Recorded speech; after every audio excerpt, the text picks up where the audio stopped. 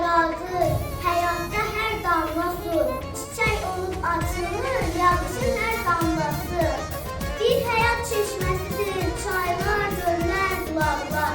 Su olmasa neyine yer, balinalar kalırlar. Su olmasa kururlar, kollar, güller, ağaçlar. Gün altında qovlular, çiçəklənən yamaclar. Susuz qərib səyərdir, meşələr, dağlar, düzlər. Dünyamıza bəzətdi, okeanlar, dənizlər. Su axır səmadan, gör ki qanından, çalışlar, çıxar yamacdan. Gecələr axar qoymaz, dağ daşı yaxar qoymaz. Su pasdır, həyatdır, içər ki zaman var.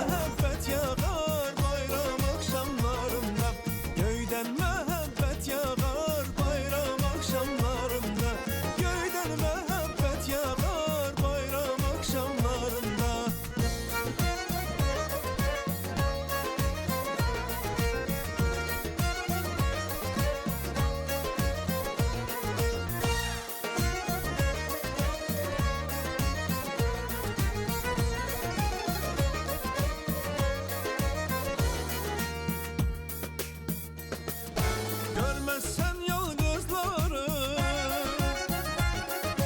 al geyen el kızları. Hey, görmezsen yalnızları, al geyen el kızları.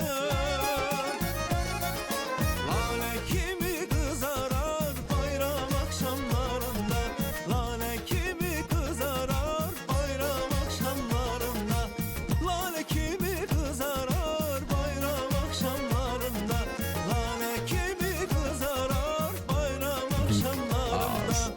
Her taraf ışık olar, ey başka yanaşık olar. Her taraf ışık olar, başka yanaşık olar.